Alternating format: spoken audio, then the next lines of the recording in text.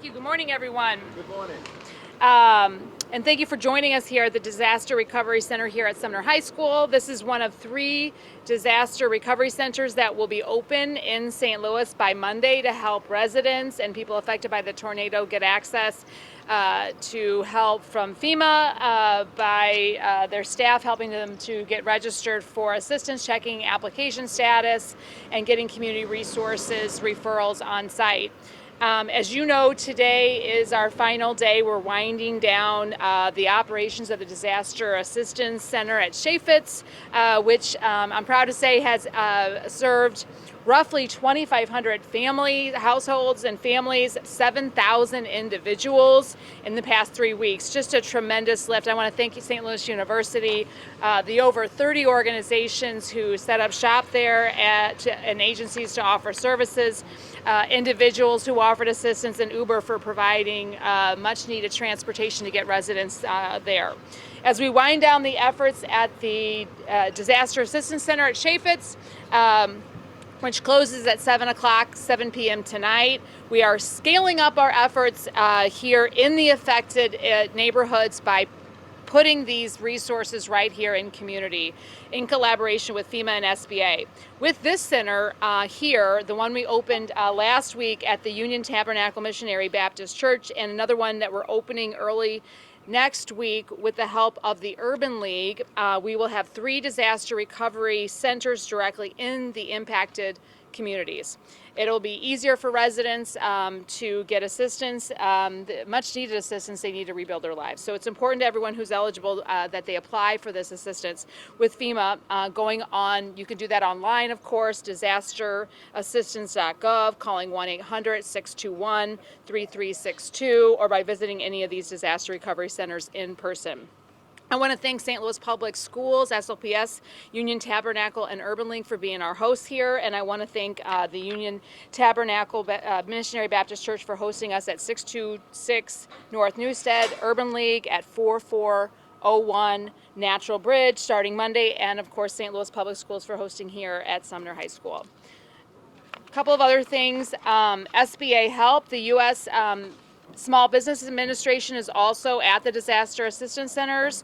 I want to be very clear that it's called the Small Business Assistance Center, the majority of their assistance does go to individuals with low interest disaster recovery loans. SBA offers recovery loans to homeowners, renters, and businesses of all sizes, and the private and nonprofit organizations helping recovery efforts. They can help up to $500,000 to repair a home at a primary residence. They can also lend up to $100,000 to replace personal property, and for businesses they can lend up to $2 million, and they have some flexibility on credit scores, which is very, very helpful. These are just a few ways here. I want to thank our FEMA staff and our SBA. I also want to thank our partners here at Missouri, at the state of Missouri, especially here. I know it's really hot. I know we have some generator issues here. Our partners at the state have been enormously helpful in getting new generators out here this morning. We want to make sure residents are staying cool, and those that are getting help are as cool as possible here.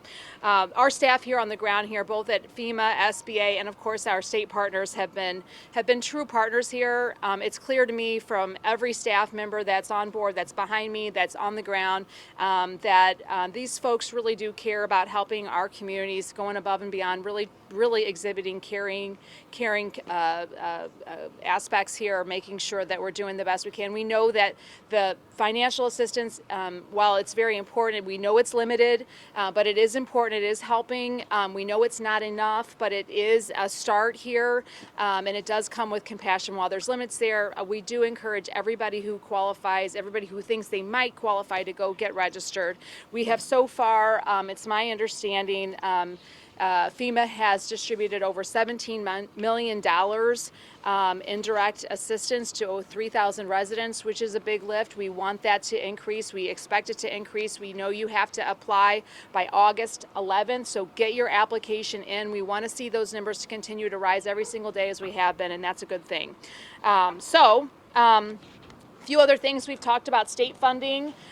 We don't have details to share with you yet, but that's why it's important to come back to our assistance centers early next week. We look forward to getting information about how the state and other partners can be assisting our communities. And as we work here locally, we have been really relying on the federal pots, the state pots, and we are going to be developing a plan here in the coming days to start distributing local funds as well. We want to make sure that we're not being duplicative here. We want to be very intentional and making sure that we're letting FEMA address what they can, the state can address, and then letting the city fill in the gaps. We do not want to be duplicative, and that is why we are being very intentional and making sure we're understanding how those bigger pots of money, those other assistance are able to really penetrate as we work on developing our local distribution channels. With that, I am really, really excited about this. I know we're all hot. I'll take some questions, but I really just want to thank all of our partners here and making sure that that we are getting the information and getting the assistance out to our residents who continue to so badly need it. Mayor, if people receive funds from FEMA, will they also be able to get the funds from like the Rams settlement money and the state funds as well? Thank you, Elliot. We are trying to make sure we recognize while FEMA is very, very important and they are doing a significant lift in direct assistance, that there are needs beyond that. And so we're working to make sure that we are going to be, as those programs, as the details are outlined, we'll make sure that that information is available to folks to clarify. We don't anticipate providing any resources that FEMA is already providing, but rather adding to it. And that's important for legal reasons, but it's also going to be very important for being very clear and intentional about the assistance that those different pots of money, those different assistance mechanisms can provide people. Mayor, how important is it to get these centers into the communities that have been impacted rather than someplace like SLU? Not that that's bad, but going directly into the communities. How important is it to get here, and how satisfied have you been so far with the amount that FEMA has been able to do at this point? Thank you. Initially it was important to stand up one big center right off the bat. SLU was a phenomenal partner. We wanted to make sure that we had one coordinated approach there, and Chaffetz was phenomenal at providing that. Now that we're coming into another phase of recovery, having them directly in the impacted areas is important, and that's why these three new locations are very, very, very important here. I think that they've both played very, very vital roles here, but it is important that people can be able to walk right up. They're within community and trusted spaces like St. Louis Public Schools, so folks are feeling compelled to engage in that process. FEMA, I will say, there are some shifting regulations from the federal level, and I have to give the staff on site here just an enormous amount of credit. We are overwhelmingly grateful and impressed with the resource, with what the staff that we have on site here. As it relates to what they can do to individuals, that is an individual case-by-case basis. I don't want to speak to that, but I will say that the staff here have been phenomenal to work with from our perspective, and what we have seen, the interactions with our community has been impressive, compassionate, and we know that the folks that are here are doing what they can to assist our residents. Will these centers be stood up through the FEMA deadline, or is there a metric for deciding how long these are going to be up? I don't have the answer to that right now. We are looking to make sure that we are providing direct to resident assistance through the deadline to the best of our ability. While, commitments to these particular spaces, I don't have those timelines available. I will say from a city perspective, we are committed to doing everything in our power to make sure that residents have access as to the best of our ability through the deadline. Mayor, I think you said basically that FEMA has spent $17 million and helped like 3,000 people. How has that money been spent? Like on home repairs, on relocations? How has FEMA spent that money? To clarify, the way I understand it, $17 million has been distributed to about 3,000 residents. That's direct to individual assistance. How those individuals have spent those monies, I don't have the answer to that, but what I understand to be primarily through replacement of personal items, hotel vouchers, deposits, and first month's rent. So people, individuals are able to get resettled into housing units in the intermediary. Can you put that 3,000 people helped number in perspective? How many people do you estimate were victims of this tornado? Do you have that number? We still don't have, I don't want to misspeak here, but we are estimating that there are tens of thousands of folks that have been impacted here at this point. It's really hard to say because, just to quantify, we have lots of databases. So many organizations have done such a heavy lifting in direct to a resident assistance. Quantifying those folks, making sure there's no overlap is almost impossible at this time, and that's why we're really encouraging anybody and everybody who's been impacted to apply to FEMA. It's also helping us get a good handle of how many people have been impacted by the tornado. So would it be fair to say that 3,000 number is still a small number compared to the grand? It is fair to say that as far as we know right now, that 3,000 number of people that have gotten direct FEMA assistance is a fraction of the overall number of people that have been impacted by the tornado. Is that the only money that's gotten divvied out so far, Mayor? Say that Is again? that the only money that's gotten divvied out so far as federal funds, or have there been state funds that have been allocated as well?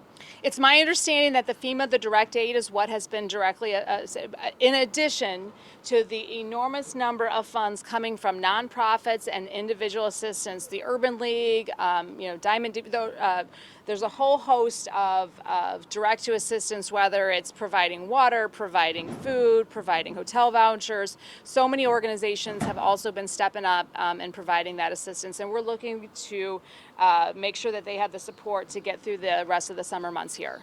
Should With we have the had heat being such a big deal right now, do you feel like that might deter people coming out here because it's in a parking lot? What would you tell people, that you guys do have generators and whatnot? What would you say to that? I would say that, I'm hoping that the heat can actually help propel people to want to come in for some shade, for some cooling.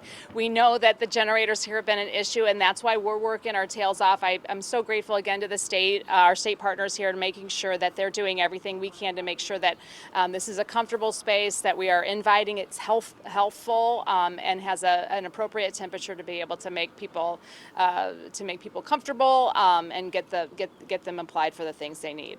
Mayor, should there have been better coordination? I mean, we've had to wait more than a month for FEMA. Obviously, and FEMA is working at it, getting those funds out. But the city funds have not gotten out, and so the people have still been suffering and struggling all this time. Yeah, well, Elliot, I want to be very clear. We have been very bullish on getting FEMA here from the beginning because they represent such an important and pivotal funding source for disasters. And it's important and necessary that local funding sources do not duplicate FEMA efforts. We were very intentional in ensuring that we didn't do that, and I think while it was painful and remains painful for so many of our residents and the impacted communities to wait, and we recognize that, and it is not our timeline, the FEMA timeline is not our timeline. We do very much appreciate people's patience and recognizing that in order for us not to duplicate efforts, we had to get FEMA embedded in our communities first. Is there any focus on the homeless? There is, Elliot, and actually I want to thank you for highlighting the need in that community. You've done an excellent job. While it's sometimes confrontational, I also know that your intentions are humanitarian and really people focused. We are focusing on what we can do at the local level. We are, as you can imagine, all of our staff and all of the city resources are spread very thin, but we also recognize that temperatures are dangerously hot, and we are working not only to get folks some of the ice and water that you've recommended or that you've recognized is so important, but a plan for making sure we can get through these summer months, recognizing that our unhoused population is unusually high because of the tornado, and that we have folks that are maybe not necessarily living in homeless encampments but living in tents next to their homes, and so those unusual circumstances we're trying to be very mindful, and we'll have some better, more programmatic plans in place next week, Elliot. Since we've been talking about FEMA, I want to bring up Willie Nunn with FEMA. Oh, I'm so sorry, Willie. I forgot to bring you up. Thank No, you. I ma'am. didn't know you were going to be talking. But yes, thank you. Of course. Thank you. Good morning, everyone. Willie Nunn, the Federal Coordinating Officer for FEMA. I just have to thank the mayor for leading this effort, opening the disaster recovery centers across the impacted area. Like I said, city-led, state and FEMA supported. Those folks inside are a combination of that support. Also, as I left my hotel to start work this morning, I got to thank the media. I saw reports of this center and other centers being open, so you are our partners in this as well. Some of the things that we were asking the mayor about FEMA, those $17 million plus, yes, that's the beginning. That's the beginning. But it will be informed by those folks who are calling in to us. And then they asked about that 17 million is based on the need of that individual, what they're eligible for. That it's all about that individual. They tell that story, and then if the need continues, they call us again, and we will help them with that. One of the things I want to stress is to apply, as the mayor said, that 1-800-621-3362, disasterassistance.gov. If they have the app, please do that. It's to stress that if you have been displaced from your home by the May 16 tornado, please call, because one thing you can ask for is rental assistance. Rental assistance. And so if you qualify, you've been displaced, please call and then tell your story, and you can ask for rental assistance. And that will, as the mayor said, get us started. You know, we'll come from that response from the 16th of May till we got here, boots on the ground with this disaster on the 10th of June. We transitioned into recovery. The mayor's working with us together to make sure that we set this city up for success as they have a long-term recovery. So one of the things I do want to provide, because the mayor mentioned those, is that what you can help us with is the now location of the city's disaster recovery centers here in the parking lot at 4248 Cottage Avenue. The second one that opened earlier at the Union Tabernacle Missionary Baptist Church at 626 North Newstead Avenue. And the summer high school here, the hours are 8 to 6, 8 to 7, 8 to 7, Monday through Saturday, and Sunday 8 to 6. The Union Tabernacle is 6 days a week, closed on Sunday, Monday through Saturday, 8 to 8. The ones coming soon, as the mayor mentioned, the Urban League Entrepreneurship and Women Business Center is at 4401 Natural Bridge Avenue. And that one's coming soon. We open on Monday through Saturday, 8 a.m. to 8 p.m., and on Sunday, 8 to 6. And why give that? Because it's important. You can help us as we continue to get that word out to communities, because once they register, once they give us their needs, a disaster recovery center will be where they can walk in and ask questions and talk to a real person, or talk to a specialist. I would also stress that if they can, but it's not a total requirement, because we can look it up, their FEMA number once they register. Because they have that, we can go right to that case, and we sit down and we start talking. We often run it.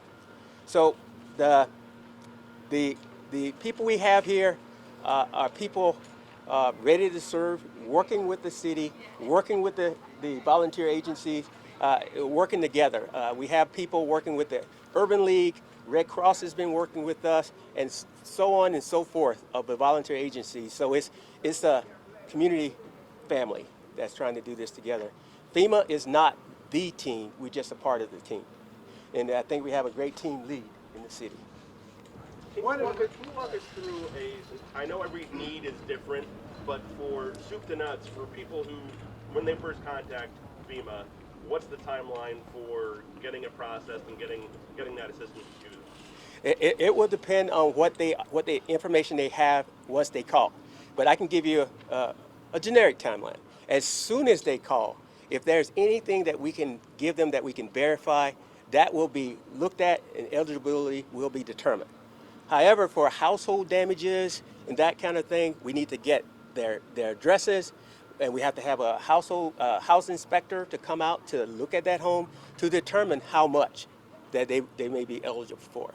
And then once that happens, that could be more sooner than later. That's why it's important that when the individual get a call from a FEMA household inspector, they need to answer that, and then they will schedule a time for them to meet at their home, and then we will do that inspection. I have to thank the Red Cross because they're working with us to make sure people who can't get to those places because they may be displaced or have any other issue, they're making sure that they can get there while they're here. And we'll continue that working with the city as that need continues. But sir, I would say as quick as possible. It depends on the case. It depends on that first call. It depends on the information that we get, and we're acting on it as soon as we can. Well, what would you tell people? You spoke to it a little bit there, but if people are watching and they haven't made that call yet or they haven't gone online, it seems to me that the highest priority is for them to get that done, right? What's your message to folks as they're listening to this today if they have damage and they need help? Make the call. And I understand that not everyone has a phone. I understand that not everybody can get on an app. But we have folks out in those outreach centers, not just here, but across the community that we're coordinating with the city, that we have FEMA folks in those facilities. And so what they can do, if they can't get here, those facilities that the mayor announced, and we can get you those locations if you don't have them. But they can do that. But register when you can, because that puts you in the database, that gets you started, and that will get you on your way to what you're eligible for. I know FEMA is focused on the uninsured.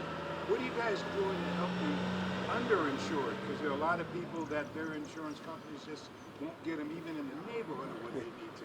Yes, sir. You want me to speak to that real quick? Yes, sir. Yeah. I can speak to that really quickly, Elliot. The and the underinsured, you heard us talk about some state programs. The state allocated through a bill that was passed and signed by the governor last month, $25 million in and underinsured assistance. We are still waiting for details. We're hoping to be able to share more information about that next week. We also know the state has a program that makes the deductible, as you can apply for deductible assistance through a state tax credit. And again, we're going to be sharing hopefully more information about those programs next week. Thank you. And ma'am, just to add to that, doing exactly as the mayor said, but that's the importance of that call, sir. That when they make that call, we pick up where insurance or underinsured stops to help the individual. Would you speak to the scope of this response here, the scope of the damage? When you do this a lot, how big is the situation you're dealing with in the city of St. Louis right now? I want the mayor to go first, but if she would like, but I can only tell you, would you like to go first, ma'am? So I can go. I'll let him.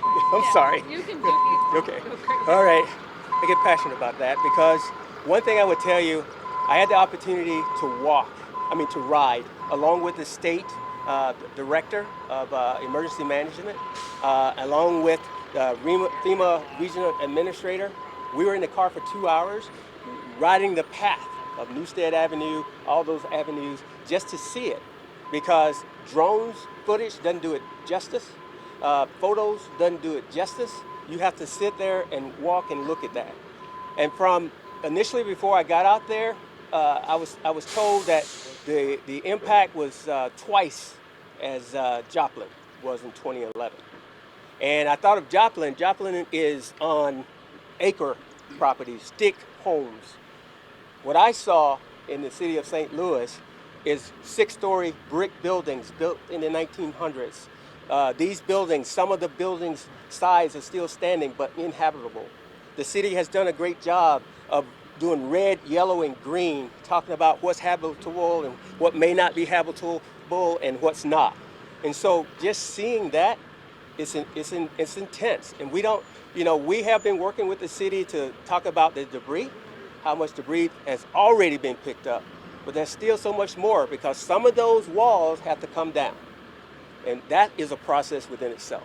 Are we still looking at between maybe $1.7 billion and $2 billion total damage?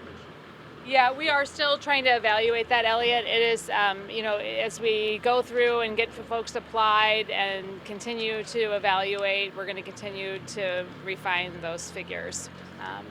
but as the director, FEMA director pointed out, I mean, it's difficult to really quantify and to really understand the scope of this. With FEMA or with Joplin, the destruction was really very, very, very intense and complete in a way. And one of the complicating features here of our tornado is just the hodgepodge nature of it. You have buildings that were taken entirely down next to buildings that are still intact.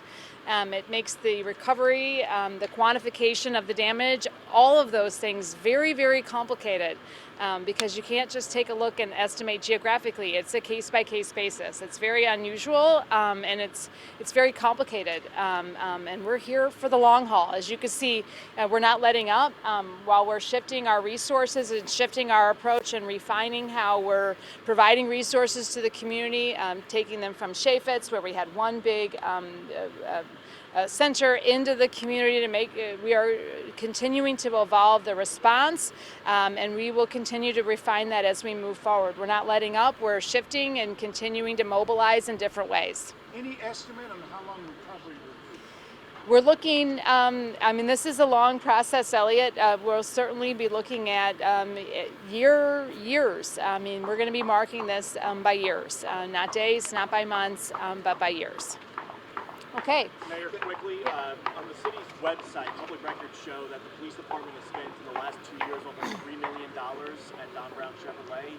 Any concern with Don Brown being on the board of commissioners? That is news to me. I hadn't seen that, but I will be taking that seriously, and we'll be looking at that. Thank you for uncovering that. I'm just Yeah. going to follow up. What's your reaction to the people who were chosen to be on the St. Louis Police Board? Well, as you know, I have been a strong advocate and remain strongly in favor of local control of our police department, and that has not changed. The appointments were not made by me or my office, and they were made by the governor's office. I'm going to serve as mayor as one of those appointments in the best way to promote safety and the well-being of our communities. And so that's my role here, and I'm going to fulfill it. Are you disappointed by the governor's picks? I am going to serve in my position, in my role. I'm going to serve in the best way that I possibly can. Any other questions about any other topics? All right. Look, I've said before, I've lost confidence in the sheriff. I think, removing somebody from office is a very, very difficult position. It shouldn't be handled politically. Right now it's in the hands of the courts, and we're going to see what happens. But, I think, I know that the role of sheriff is an important one. Fulfilling those duties is critical to the well-being of those folks that are in our custody. I've been disappointed with the failure to make sure that individuals who need medical assistance haven't been able to get that because of refusals to transport prisoners. That's inexcusable in my view. That being said, again, I think those actions are serious. They shouldn't be handled politically. But again, this one right now is in the courts, and we're going to see how this plays out. In my mind, I would have rather to have had an elected sheriff perform the duties that are required of that office. That is what my preference in this matter would have been and remains, to be fulfilling the duties of the sheriff. I think it's incredibly important that we have those duties fulfilled. It's been disappointing and frankly dangerous to fail to do that. The Detention Oversight Board and myself, along with the Director of Public Safety, toured the jail facility earlier this week. We had a full tour with Tammy Ross, the acting director, and I have to say I was impressed by the relationship that the director, Tammy Ross, clearly has with many of those folks incarcerated. I'm grateful that there was no hesitation whatsoever when we asked to take that tour and to be involved in what's going on there.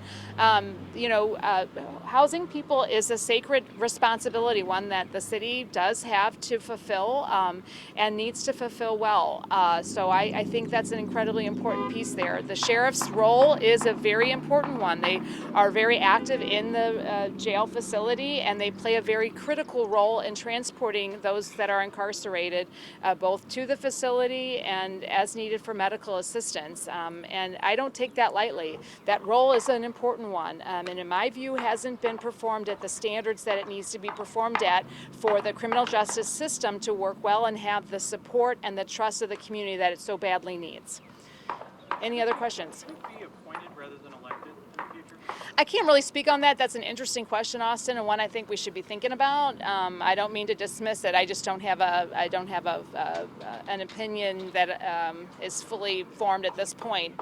But maybe it's one we should consider. I don't have the answer to that right now. Mayor, just to Okay. be clear, And Mayor. we're all. These guys are all hot. We're all hot. I'll take one more question just for the sake of heat. But I don't mean to. If you have other questions later, I can answer them. No, I just want to make sure we're clear. The only money that's been divvied out to residents so far, the 17 million from FEMA to those 3,000. None of the state funds, none of the local funds. It's my understanding that we haven't done that yet. Is again, but next week we should have. We will have some more information about. Again, the important piece here was to really understand where the gaps in those larger funding sources were going to be. We have not fully identified those, but we are working quickly to make sure that we are deploying those as quickly as possible. People are suffering. It's very, very clear, and we do not want to be holding back funds that can be making people's lives more comfortable in this tragedy. Okay, thanks.